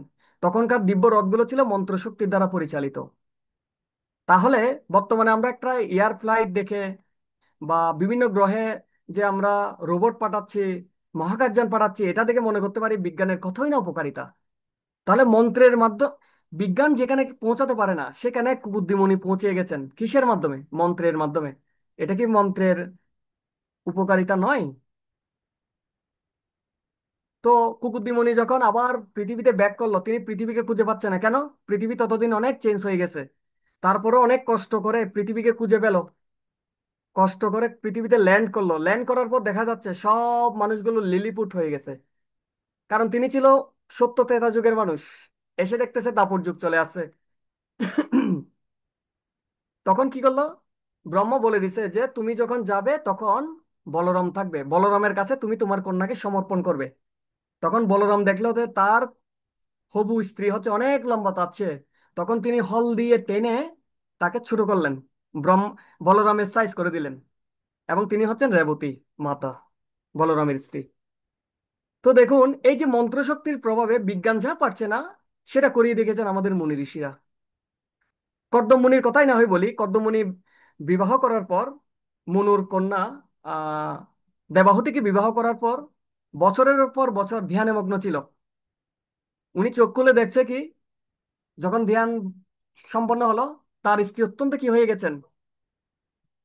রুগ্ন হয়ে গেছে, অত্যন্ত রুগ্ন হয়ে গেছেন। এবং শরীর একদম মানে কি ভেঙে পড়েছে। তো তিনি কি করবেন? একটা ডক্টরের কাছে নিয়ে যাবেন, একটু মেডিসিন খাওয়াবেন। আবার যদি একটু মোটাসোটা করা যায়, বর্তমানে অনেক আয়ুর্বেদিক ওষুধ আছে যে মোটা হওয়ার বা শুকিয়ে যাওয়ার। তো নিশ্চয় হয়তো উনি ওনার কাছে যাবেন, বিজ্ঞানের সহায়তা নেবেন। উনি কিছুই করেন নাই। উনি মন্ত্র শক্তির প্রভাবে এক সরোবর তৈরি করেছেন। ওই সরোবরে ডুব দেওয়ার সাথে সাথে শত শত দাসী সমন্বিত একদম অত্যন্ত আগের সেই রূপ ফিরে পেয়েছে কে? মাতা দেবহূতি। এটা কি মন্ত্রের বৈজ্ঞানিক উপকারিতা নয়? বিজ্ঞান পারছে না আমাদের বার্ধক্যকে রোধ করতে, আর মন্ত্র শক্তির প্রভাবে সে বার্ধক্যকে পরাজিত করে সেই পুরনো রূপ ফিরিয়ে দিয়েছে কে? কর্দম মুনি। এবং তিনি এখন চিন্তা করলেন, না উনি বিবাহ করেছেন কিন্তু হানিমুনে যাওয়া হয় নাই। তখন তিনি কি করলেন, আমার তো হানিমুনে যাওয়া দরকার, অর্থাৎ স্ত্রীকে নিয়ে বিভিন্ন জায়গায় ভ্রমণ করা দরকার। তখন তিনি কি করলেন, এক দিব্য প্রাসাদ তৈরি করলেন শুধু মন্ত্রশক্তির প্রভাবে। এই প্রাসাদটা ব্রহ্মাণ্ডের বিভিন্ন জায়গায় ভ্রমণে সক্ষম। এমন নয় যে সূর্যের কাছাকাছি গেলে এই মহাকাশযানটা পুরে ধ্বংস হয়ে যাবে। এমন নয় যে সেই মহাকাশযানে আমি এই পরিমাণ ফুয়েল রেখেছি, জ্বালানি রেখেছি, জ্বালানি শেষ, হয় উড়ে যাবে না হয় পড়ে যাবে অথবা ধ্বংস হয়ে যাবে। অথবা এমন নয় যে এই দিব্য প্রাসাদটা কিছু সময় পর ক্র্যাশ করবে বা পড়ে যাবে। সেই দিব্য প্রাসাদে জীবন ধারণের সমস্ত প্রয়োজনীয় উপাদানগুলো ছিল, এবং অনন্তকাল ধরে উড়ে যাওয়ার মতো সক্ষমতা ছিল। এবং সেটা কিসের মাধ্যমে হয়েছিল? শুধুমাত্র মন্ত্রশক্তির প্রভাবে। যেটা বিজ্ঞান দিচ্ছে, সেটা বহু বছর আগে যারা মন্ত্রশক্তিতে সিদ্ধ ছিল তারা মন্ত্রের মাধ্যমে সেটা সম্পন্ন করেছিলেন। আর বর্তমানে আমরা দেখি স্বর্গে যাওয়ার জন্য আমাদের একটা উৎসাহ থাকে, বিশেষ করে যারা কৃষ্ণ ভাবনায় নেই তারা মনে করে সর্বোচ্চ মানে হচ্ছে স্বর্গ। বৈকুণ্ঠ সম্পর্কে কোনো আইডিয়াই নেই। তো বিশ্বমিত্র মুনি সম্পর্কে আমরা জানি, বিশ্বমিত্র মুনি তার শিষ্য ত্রিশঙ্কুকে শুধুমাত্র মন্ত্রশক্তির প্রভাবে সশরীরে স্বর্গে প্রেরণ করেছিল। এরপর আমরা দেখব জীবনদান। বিজ্ঞান অনেকভাবে চেষ্টা করছে কিভাবে মৃত ব্যক্তির জীবন ফিরিয়ে দেওয়া যায়, কিন্তু সেটা কোনোভাবেই সম্ভব হচ্ছে না, এবং কখনো সম্ভব হবেও না। তো আমরা দেখি মহাপ্রভু যখন ছিল, তার একজন ছিল শিষ্য, ছিল নাম সারঙ্গ ঠাকুর। সারঙ্গ ঠাকুর ছিল অত্যন্ত বিনয়ী, তিনি শিষ্য গ্রহণ করতেন না। তো সারঙ্গ ঠাকুরকে মহাপ্রভু প্রায় সময় বলতেন যে তুমি শিষ্য গ্রহণ করো। তো বারবার যখন মহাপ্রভু বলছেন, তিনি চিন্তা করলেন না, আমি মহাপ্রভু যেহেতু বলছে, আমি এবার একটা শিষ্য গ্রহণ করব। কালকে ভোরে উঠে আমি যাকে প্রথম আমার সাথে দেখা হবে তাকে আমি শিষ্য হিসেবে গ্রহণ করব। তো তিনি ভোরে ঘুম থেকে উঠে গঙ্গায় স্নান করতে গেলেন। গঙ্গায় স্নান করতে গিয়ে দেখা যাচ্ছে অন্ধকার, কিছু দেখা যাচ্ছে না। হঠাৎ করে তার শরীরে একজন ব্যক্তির সাথে ধাক্কা খেল। তো উনি শপথ নিয়েছেন, প্রথম যার সাথে সাক্ষাৎ হবে তাকে শিষ্য হিসেবে গ্রহণ করব। তখন তিনি কি করলেন, কানে কানে সেই ব্যক্তির সেই ব্যক্তিকে হরে কৃষ্ণ মহামন্ত্র দান করলেন, দীক্ষা দান করলেন। তো ভগবানের শুদ্ধ ভক্তের এতই শক্তি, অথচ ওই ব্যক্তিটা ছিল একটা মৃত লাশ। মৃত্যুর পর তাকে বাসিয়ে দেওয়া হয়েছিল। তো যখন বাসিয়ে দেওয়া হয়েছিল, ওই ভোরে এসে সারঙ্গ ঠাকুরের সাথে শরীরে স্পর্শ হয়। সারঙ্গ ঠাকুর মনে করেছিল কোনো একটা হয়তো ব্যক্তি ওনার সাথে ধাক্কা লেগেছে। উনি কানে কানে মন্ত্র দিয়েছিল। গুরুদেবের শুদ্ধ ভক্তের মুখ থেকে নিঃসৃত যে হরে কৃষ্ণ মমতা এতই শক্তিশালী, তৎক্ষণাৎ তিনি জীবন ফিরে পেয়েছিল। তো বর্তমান কোনো বিজ্ঞান কি পারবে কোনো ব্যক্তির জীবন ফিরিয়ে দিতে? বিজ্ঞান যা পারছে না, মন্ত্রের শক্তি তা দিতে পারে। এরপর আমরা দেখি আহ কিছুদিন আগে একটা ভিডিও ভাইরাল হলো যে সমুদ্রের নিচে গিয়ে নরেন্দ্র মোদী দ্বারকার পূজা করেছিল। আপনারা হয়তো ভিডিওটা সবাই দেখেছেন। তো তাকে সমুদ্রের তলদেশে নিয়ে যাওয়ার জন্য দুই তিনজন বডিগার্ড ছিল, পিছনে সিলিন্ডার ছিল, অক্সিজেন সিলিন্ডার। হ্যাঁ, সার্বক্ষণিক যোগাযোগ রেখেছিল উপরের সাথে, যাতে কোনো অ্যাক্সিডেন্ট না হয়। সে দ্বারকার পূজাটা করেছিল, দ্বারকা নগরীর পূজা। কৃষ্ণের লীলাস্থলে দ্বারকা নগরীর পুজো করেছিল। আপনারা দেখবেন ভিডিওতে, ইউটিউবে সার্চ করলে পাবেন। তো সারঙ্গ ঠাকুরের এক শিষ্য ছিল, যিনি মৃত। সারঙ্গ ঠাকুর মৃত যে শিষ্যকে জীবিত করেছিল, সে যেহেতু ভগবান মুরারির চেতনায়, করুণায় সে চৈতন্য ফিরে পেয়েছে, সেজন্য সারঙ্গ ঠাকুর তার নাম রেখেছিল মুরারি চৈতন্য। সেই মুরারি চৈতন্য এত বেশি শক্তিশালী ছিল যে সে বনে গিয়ে বাঘ বাঘের গালে থাপ্পড় মেরে বলতো হরে কৃষ্ণ বলো, বাঘ বলতো হরে কৃষ্ণ। এবং বাঘের পিঠে চড়ে সে পুরো গ্রাম ঘুরে বেড়াতো আর হরে কৃষ্ণ মহামন্ত্র জপ করতো। এবং কখনো কখনো তিনি গঙ্গার নিচে গিয়ে টানা 2 থেকে 3 দিন হরে কৃষ্ণ মহামন্ত্র জপ করতো। তো আমার প্রশ্ন হচ্ছে, উনি যে গঙ্গার নিচে গিয়ে জপ করতো, তার জন্য কি কোনো অক্সিজেন সিলিন্ডার তখন ছিল? কোনো সাইন্টিফিক সুযোগ সুবিধা কি তার কাছে ছিল? ছিল না। তারপরেও তিনি সেটা করেছেন কিসের প্রভাবে? শুধুমাত্র মন্ত্র জপ, হরে কৃষ্ণ মহামন্ত্রের শক্তির প্রভাবে। শবরী মুনি পানির নিচে 1000 বছর তপস্যা করেছিল। তারপর 10 প্রচেতাগণ তপস্যা করেছিল জলের নিচে। তাহলে এইগুলো কিভাবে সম্ভব? শুধুমাত্র মন্ত্র শক্তির প্রভাবে। আমরা জানি অষ্টসিদ্ধি। আমি ক্লাসের প্রায় শেষের দিকে চলে আসছি, আমাদের টাইমও প্রায় শেষ। আমি হয়তো আর 4 থেকে 5 মিনিট সময় নিব। অষ্টসিদ্ধি মানে হচ্ছে কি? অনিমা, মহিমা, লঘিমা, প্রাপ্তি, প্রাকাম্য, কামবশায়িতা, ঈপ্সিতা, এ ধরনের 8টা সিদ্ধি রয়েছে। অর্থাৎ যারা মন্ত্র উচ্চারণের প্রভাবে সিদ্ধি লাভ করেছেন তাদের কাছে এই অষ্টসিদ্ধি চলে আসে। তো যারা স্বর্গের দেবতা বা ঊর্ধ্বলোকে রয়েছে, তারা বাই বার্ন এই অষ্টসিদ্ধি গুলো লাভ করে, কিন্তু পৃথিবীতে যারা রয়েছে তাদেরকে সাধনার মাধ্যমে এই অষ্টসিদ্ধি লাভ করতে হয়। অষ্টসিদ্ধি হলে কি হবে? আমি এখানে বসে আছি, হঠাৎ করে আমি অন্তর্ধান হয়ে গেলাম, অর্থাৎ অনুর মতো হয়ে গেলাম, অনিমা। তারপর মহিমা এমন ভারী হয়ে যাবে, তাকে কেউ তুলতেই পারবে না। যেমন হরে কৃষ্ণ হরিদাস ঠাকুরকে যখন 22 বাজারে বেত্রাঘাত করা হচ্ছিল, তখন বলছিল তুমি মারা যাচ্ছ না কেন? তখন বলছিল এক কাজ করো, তোমরা আমাকে গঙ্গায় নিক্ষেপ করো। তখন তাকে যখন গঙ্গায় নিক্ষেপ করার জন্য তুলতে লাগলো, তখন অনেকজন পাইক পেয়াদাও ওনাকে তুলতে পারছিল না। কেন? কারণ মহিমার প্রভাবে উনি এতই ভারী হয়ে গেছিল, কেউ তুলতে পারছে না। তখন বলল আপনি কৃপা করে একটু হালকা হয়ে যান। যখন হরিদাস ঠাকুর হালকা হলো, তখন ওনাকে নিয়ে গঙ্গায় ফেলে দেওয়া হলো। তো একটা হচ্ছে মহিমা অত্যন্ত ভারী হয়ে যাবে। তারপর হচ্ছে কি, আমি এখানে বসে আছি, যারা অষ্টসিদ্ধ অষ্টসিদ্ধি লাভ করেছেন তাদের এতই শক্তি, তারা চাইলে হাত বাড়িয়ে আমেরিকার কোনো বাগান থেকে একটা আপেল ছিঁড়ে নিয়ে আসতে পারবে, এবং তারা চাইলে শূন্যে বেশি বেরোতে পারবে, এবং তারা চাইলে পৃথিবীর মতো চাইলে আরেকটা গ্রহ তৈরি করে ফেলতে পারবে। এবং এই যে আমি কথাগুলো বললাম, এগুলো কোনোটাই কিন্তু বিজ্ঞানের প্রভাবে সম্ভব নয়, শুধুমাত্র হরে কৃষ্ণ মহামন্ত্র বা মন্ত্র উচ্চারণের প্রভাবে সম্ভব। আমি আবার বলি, যদিও মন্ত্র উচ্চারণের উদ্দেশ্য অষ্টসিদ্ধি নয়, যোগসিদ্ধি নয়, এগুলোর উদ্দেশ্য হচ্ছে ভগবানের সন্তুষ্টি বিধান, কিন্তু তারপরেও যেহেতু আমাদের মন চায় যে এর বৈজ্ঞানিক উপকারিতা কি কি থাকতে পারে, সেজন্য জাস্ট এই জিনিসগুলো বলা। তো আমরা একটা মহাপ্রভুর সময়কালীন একটা লীলা দেখি। রসিকানন্দ ঠাকুর নামে একজন মহাপ্রভুর সময়কালীন এক ভক্ত ছিল। তো উনি সকালবেলা দাঁতন করছিলেন, নিমের দাঁতন। তো কিছু ভক্ত এসে বলছে যে এখানে একজন যোগী বাবা এসেছেন, তিনি একটা গাছের কাঠির উপর দাঁড়িয়ে শূন্যে হাত, শূন্যে বাঁচতেছেন, শূন্যে বাঁচতেছে। তো রসিকানন্দ ঠাকুর বলছেন ঠিক আছে, এটা একটা সিদ্ধি, তবে এটা বেশি কিছু না, এর চেয়ে অনেক ভালো কিছু আছে। তখন ওই ভক্তগুলো আবার বলছে আপনি মনে হয় বুঝেন নাই, উনি একটা কাঠির উপর দাঁড়িয়ে শূন্যে ভাসছে। বলছে ঠিক আছে, এটা ভালো, কিন্তু এটা সর্বোচ্চ নয়। তখন ওনারা মনে করছে রসিকানন্দ ঠাকুর মনে হয় এই চমৎকার একটা শক্তি, এটা মনে হয় অনুধাবন করতে পারছে না, বারবার একই কথা বলছে। তো রসিকানন্দ ঠাকুর বলছেন তোমাদের না বলছি এটা আহামরি কিছু না, এটা ঠিক আছে, কিন্তু এটা আহামরি কিছু না, এর চেয়ে অনেক ভালো ভালো কিছু আছে। তখন তিনি কি করলেন, উনি যে নিমের দাঁতন দিয়ে দাঁত ব্রাশ করছিল, সে নিমের দাঁতনের উপর দাঁড়িয়ে শূন্যে ঘুরতে লাগলো। তো উনি কিন্তু এটা কখনো নিজ থেকে দেখায়নি। ভগবানের শুদ্ধ ভক্তরা এই অষ্টসিদ্ধি কখনো দেখায় না। কিন্তু কেউ যদি ভগবানের পবিত্র নাম ভালোভাবে উচ্চারণ করে, এর প্রভাবে এই সিদ্ধিগুলো তাদের হস্তগত হয়ে যায়।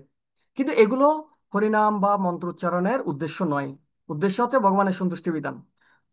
তো আমরা চেষ্টা করছিলাম যে হরে কৃষ্ণ মহামন্ত্রের মাধ্যমেও এমন কিছু প্রাপ্তি হওয়া সম্ভব যেগুলো বিজ্ঞানের মাধ্যমে পাই, এবং আরো এমন কিছু পাওয়া সম্ভব যেগুলো বিজ্ঞানও আমাদের দিতে পারে না, কিন্তু মন্ত্র উচ্চারণের প্রভাবে সম্ভব। এবার আমরা সর্বশেষ যে টপিকটা দেখব, এই মন্ত্র জপের উপকারিতা কি শুধু ভক্তরা জানে? অভক্ত বা অসুর তারা কি জানে না? দেখুন, যুগে যুগে যে সমস্ত অসুররা মহাশক্তিশালী পরাক্রমশালী হয়েছিল, তারা সবাই কিন্তু মন্ত্র উচ্চারণের প্রভাবেই হয়েছিল। যেমন রাবণ ব্রহ্মার উপাসনা করেছিল, হিরণ্যকশিপু ব্রহ্মার উপাসনা করেছিল, কারণ তারাও জানতো যারা ভগবানের বিরোধী, যারা অত্যন্ত আসুরিক প্রবৃত্তির, তখনকার এখনকার যে অসুরগুলো, তখনকার অসুরের কাছে কিছুই না, মশা মাছি। তখনকার অসুররা অনেক শক্তিশালী ছিল। ইভেন হিরণ্যকশিপুর বা হিরণ্যাক্ষ এত শক্তিশালী ছিল যে পুরো পৃথিবী গ্রহটাকে কারণ সমুদ্রের নিচে ডুবিয়ে রেখেছিল। তাহলে কি পরিমাণ শক্তিশালী ছিল এবার চিন্তা করে দেখুন। বর্তমান কোনো অসুর কি পারবে? পৃথিবীতে দূরের কথা, একটা বিল্ডিং কে সমুদ্রের নিচে ডুবাই রাখতে। তাহলে এই বড় বড় অসুররাও জানতো তাদের এই শক্তির একমাত্র উৎস হচ্ছে মন্ত্র উচ্চারণ, এবং তারা মন্ত্র উচ্চারণ সাধনার মাধ্যমে কিন্তু এই শক্তিটা লাভ করে আসুরিক প্রবৃত্তি আসুরিক প্রবৃত্তি জড়িয়ে গিয়েছিল। তো সুতরাং শুধুমাত্র ভক্তরাই না, অভক্তরাও জানতো যে জপের অত্যন্ত শক্তিশালী একটা প্রভাব রয়েছে। আর এই যে হরিনাম বলা হচ্ছে, শতকোটি শ্লোক সমন্বিত বৈদিক সংস্কৃতিতে সমস্ত মন্ত্রকে যদি এক পাশে রাখা হয়, হরিনামকে যদি অন্য পাশে রাখা হয়, তারপরেও হরিনাম কি হবে? অত্যন্ত শক্তিশালী হবে। এরপর আমি আর দুইটা শুধু উদাহরণ দিব। বর্তমান বিজ্ঞান কি করছে? অনেক শক্তিশালী উদ্ভাবনী অস্ত্র উদ্ভাবন করছে, যেমন অ্যান্টিব্যালিস অ্যান্টিব্যালিস্টিক মিসাইল, এক মহাদেশ থেকে অন্য মহাদেশে গিয়ে আঘাত হানতে সক্ষম।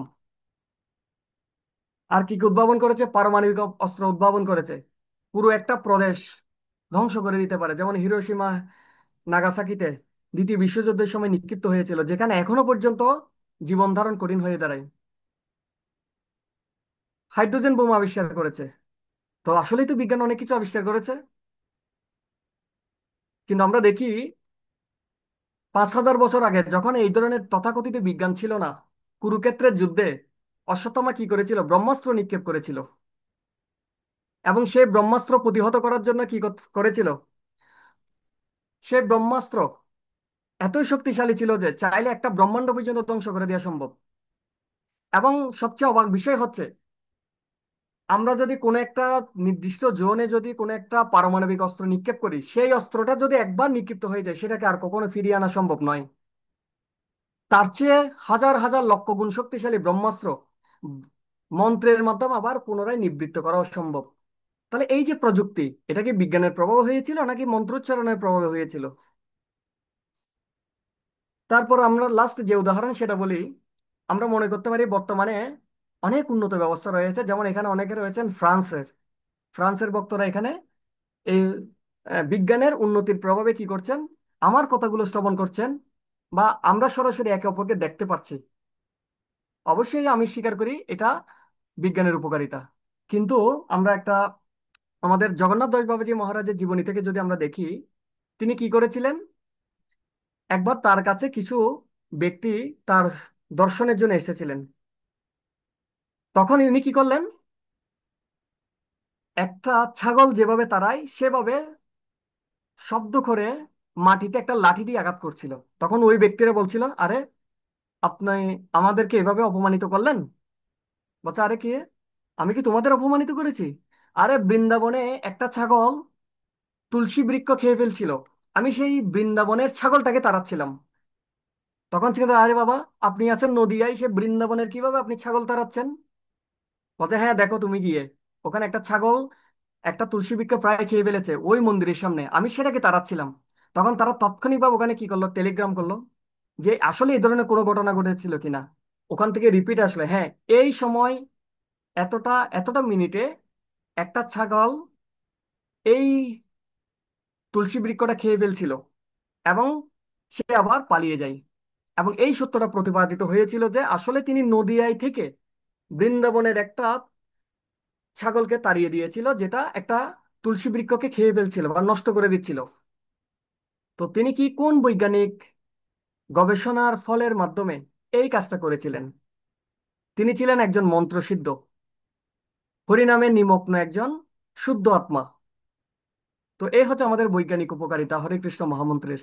তো আমরা যদিও বলি, আসলে আমাদের আবার রিপিট যদি করি, হরে কৃষ্ণ মহামন্ত্র উচ্চারণের উদ্দেশ্য এই নয় যে নিজের কিছু শক্তি, নিজের নিজের কিছু পাণ্ডিত্য, নিজের কিছু অর্জন বা যোগসিদ্ধি দেখানো, এটা কখনোই উদ্দেশ্য নয়। কিন্তু এগুলো অটোমেটিক যারা শুদ্ধ ভক্ত তাদের কাছে চলে আসে। অর্থাৎ হরে কৃষ্ণ মহামন্ত্রের মাধ্যমে আধ্যাত্মিক উপকারিতা নয়, তথাকথিত বিজ্ঞান যে উপকারগুলো আমাদের দিয়ে থাকে, সেটা মন্ত্র উচ্চারণের প্রভাবও লাভ করা সম্ভব। তো আমার আজকের যে স্লাইড সেটা মোটামুটি এখানেই সমাপ্তি। ধন্যবাদ আপনাদের সবাইকে উপস্থিত থাকার জন্য। আজ আমি চেষ্টা করব যেগুলো আমি বলেছি সেগুলো আমি যাতে নিজের ব্যক্তিগত জীবনে প্রয়োগ করতে পারি, এবং আপনারা কৃপাপূর্বক আশীর্বাদ করুন আমিও যাতে হরে কৃষ্ণ মহামন্ত্রের প্রতি শ্রদ্ধাবান এবং আন্তরিক হতে পারি, কারণ এটার মাধ্যমে আমাদের ভক্তি জীবনের 99% সফলতা অর্জিত হয়। হরে কৃষ্ণ। ধন্যবাদ সবাইকে। হরে কৃষ্ণ।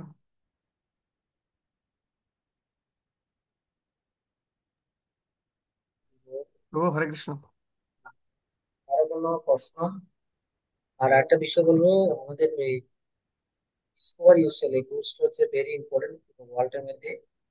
বেশিরভাগ আপনার অক্সফোর্ড, এমআরই এসব মানে এগুলো হচ্ছে অনেক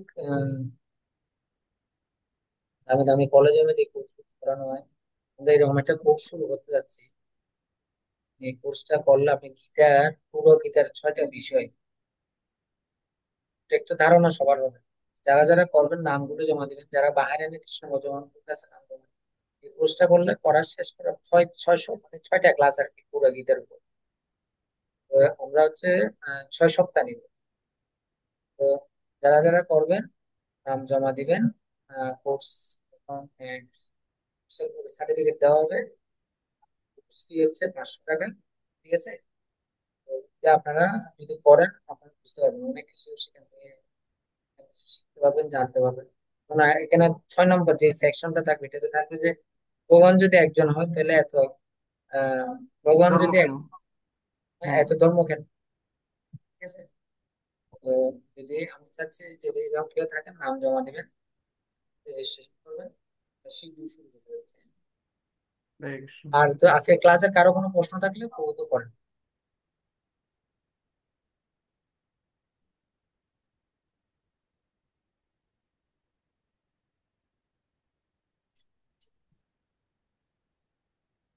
লাইট অফ করে দিতে পারো, লাগলো। তাহলে প্রভু বলেন। হরে কৃষ্ণ, দণ্ডপত প্রণাম প্রভু আপনার শ্রীচরণে। প্রভু এখানে অষ্টসিদ্ধির আহ, প্রাক্ষ্য যে সিদ্ধিটা রয়েছেন, এটা শ্রীমদ্ ভাগবতমে 11, 15, 4, 5 এটা শ্লোকের মাধ্যমে উক্তি হয়েছে। সেখানে একটা অর্থ বলেছে, এটা আমি আপনার থেকে জানার জন্য। প্রাক্ষ্য সিদ্ধির মাধ্যমে মানুষ এই জড় জগৎ হোক বা পরকালে যে কোনো উপভোগ্য বস্তু অভিজ্ঞতা লাভ করেন। প্রভু এই বিষয়টা একটু বলুন। অর্থাৎ আমি আমি বুঝাইতে চাইছি এটা যে উনি তো এই জন্মে রয়েছেন এবং কি এই সিদ্ধির প্রভাবে কি তিনি পরবর্তী অন্য কোনো প্ল্যানেটে বা অন্য কোনো স্থানে তিনি কি এই সিদ্ধিটা প্রয়োগ করতে পারেন, বা আগের আহ জন্মে বা আগের জন্মের বা পরবর্তী জন্মে বা অতীত জন্মের। লাইনটা কি একটু পড়বেন প্রভু, শ্রীমদ্ ভাগবতম থেকে? আগে সিদ্ধির মাধ্যমে মানুষ এই জগতে হোক বা পরকালে, পরকালে এখানে আমার ইংলিশ থেকে বাংলা ট্রান্সলেট করছি তো হুম। এখানে বরাবর আসে নাই, পরকালে যে কোনো উপভোগ্য বস্তু অভিজ্ঞতা লাভ করে। তো এই যে পরকাল জিনিসটা বলেছেন, এটা কি নেক্সট নেক্সট হ্যাঁ, লাইফ, অর্থাৎ নেক্সট ডেথ লাইফের আফটার লাইফ? আফটার লাইফ, এবং সেটা প্রভু বলছেন যে অভিজ্ঞতা লাভ করতে পারেন। আগে অভিজ্ঞতা লাভ করতে পারেন। আগে অভিজ্ঞতা লাভ করা আর উপভোগ করার মধ্যে আসলে একটু পার্থক্য রয়েছে না? রয়েছে, হ্যাঁ হ্যাঁ। সেটা আমি আগে তো আসলে আমারও যেটা মনে হচ্ছে, আমি এটা থেকে আর যতটুকু বুঝতে পারলাম মনে হচ্ছে অভিজ্ঞতা লাভ করতে পারে। আগে অর্থাৎ আগে এটা, ভবিষ্যতের যে হ্যাঁ উপভোগ্য বিষয় সম্পর্কে একটা অভিজ্ঞতা লাভ করতে পারে, কিন্তু উপভোগ করে কিন্তু সেটা আসলে ডিরেক্টলি বলা হয় নাই প্রবাদ, কিন্তু আগে সেটা এই লাইনে উল্লেখ করে নাই। আগে ঠিক আছে তো? আগে মানে এই শব্দে এটা মিন করে নাই।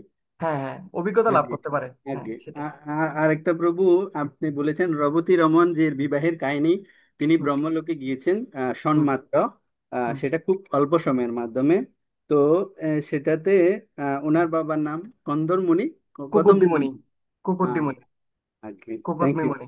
আগে থ্যাংক ইউ প্রভু, ধন্যবাদ প্রভু। এটা জানার ছিল। আপনাকে অসংখ্য ধন্যবাদ।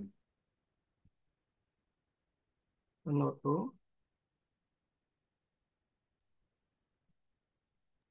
কারো কোনো ঠিক আছে। প্রশ্ন? ও, হরে কৃষ্ণ, ওই যে বলরামের সঙ্গে যার বিয়ে বিবাহ হয়েছিল তার কথা বলছেন কি?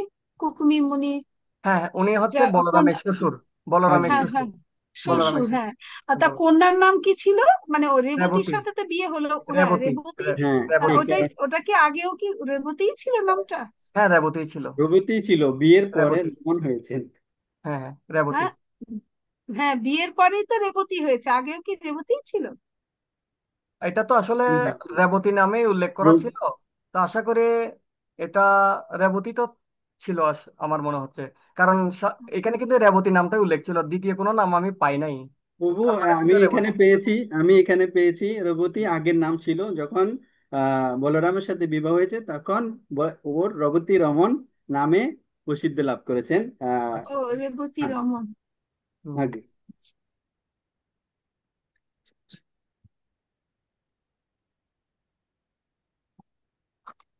ঠিক আছে প্রভু, তাহলে হ্যাঁ, সুরেশের প্রভু, আমরা মনে হয় এখানে হয়তো রাখতে পারি। হ্যাঁ হরে প্রভু, কৃষ্ণ ওকে। প্রভু।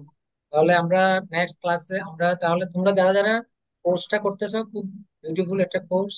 আর আর প্রভু আরেকটা কথা, ওই যে কৃষ্ণ ভবনামৃত কথাটার মানে বলছিলেন যে কৃষ্ণের দাসানুদাস হয়ে কৃষ্ণের সেবা করা, এটা বলছিলেন।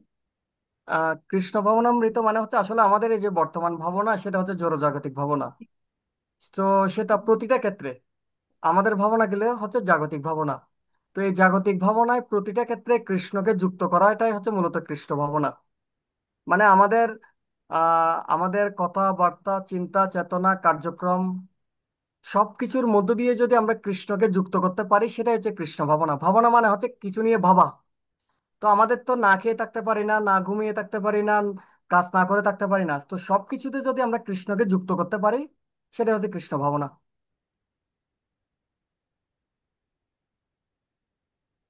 হরে কৃষ্ণ। মানে এক্সাক্ট এক্সাক্ট কথাটা কি তাহলে এই কৃষ্ণ যেটা বলছিলেন আর কি, কৃষ্ণের দাসানুদাস হয়ে কৃষ্ণের সেবা করা।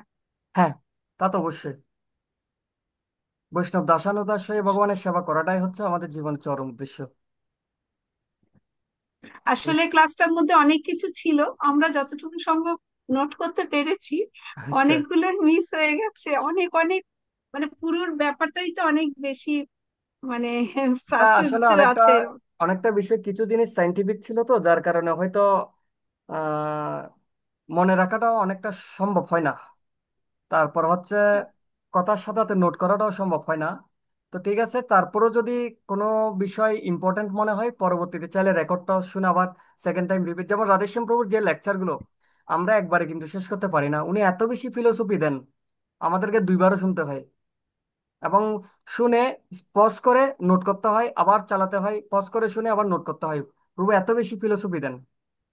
তো এই স্লাইডটা হচ্ছে মূলত রাধেশ্যাম প্রভুর তৈরি করা। এবং যদিও শেষের দিকে যে অংশটা ছিল সেটা হচ্ছে বাড়তি কিছু অংশ যোগ করা হয়েছে, কিন্তু মেইন স্লাইডটা হচ্ছে রাধেশ্যাম প্রভুর। আচ্ছা প্রভু, আরেকটা বলছিলেন আপনি, out of sight out of mind, যেটা বলছিলেন হুম। যে আমরা আমরা হলাম আত্মা, আমরা হচ্ছে এই যে কেশাগ্রের 10,000 ভাগের এক ভাগ মাত্র। একবার হ্যাঁ, তা সেটা দিয়ে কে ওই যে কি আউট বোঝানো অফ হয়েছেন? সাইট আউট অফ, হ্যাঁ হ্যাঁ, হ্যাঁ, আউট কি অফ বোঝানো সাইট হয়েছে? আউট, হ্যাঁ, হ্যাঁ। হ্যাঁ এটা হ্যাঁ হ্যাঁ, ওইটা এটা আমি ওইটা। বলেছিলাম কখন? আব্রাহাম লিঙ্কন, মহাত্মা গান্ধী, তারপর হচ্ছে হিটলার, শেখ মুজিবুর রহমান, তাদের উদাহরণ দিয়ে এই কথাটা বলেছিলাম। অর্থাৎ ওনারা ছিল আমাদের প্রত্যেকজন ব্যক্তি তার নিজ নিজ দেশ এবং জাতির জন্য অত্যন্ত অবদান রেখেছিল। তো আজকে কয়জন তাকে মনে রাখে তার অবদানের জন্য? ইভেন মনে রাখা তো দূরের কথা, তাকে সেই দেশের জনগণরাই হত্যা করেছিল। তো আমরা এই জড়জগতে যতই অবদান রাখি না কেন, আমাদের মৃত্যুর সাথে সাথে সবাই ভুলে যাবে। মানে দৃষ্টিশক্তির বাইরে যাওয়ার সাথে সাথে আমাদের সবাই ভুলে যাবে। এটাকে বলা হয় out of sight out of mind. যতক্ষণ সামনে আসি ততক্ষণ আমাদের মনে রাখবে, দৃষ্টি থেকে সরে গেলাম, আমরা যতই বড় অবদান রাখি না কেন, কেউ আর আমাদেরকে মনে রাখবে না। Out of sight out of mind. মানে বাংলায় যেটা বলে চোখের দূর মনের দূর। হ্যাঁ, সেটাই। চোখের দূর। সেটাই। চোখের আড়াল হলে মনের আড়াল, যেটাকে বলা হয়।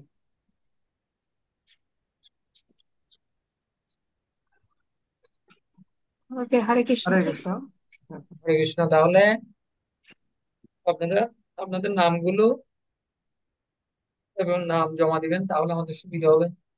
প্রভু, আমি কথা বলছি, অনেক স্টুডেন্ট হচ্ছে, আচ্ছা, আমরা সেভাবে একটা ব্যবস্থা করবো। আচ্ছা, আচ্ছা। ঠিক আছে আপনাকে প্রভু। অসংখ্য ধন্যবাদ। যা ধন্যবাদ। করবো অবশ্যই। জয় বচ্চন দান পাবন। জয় গুরু শিল প্রভুপাদ কি জয়। জয়। হরে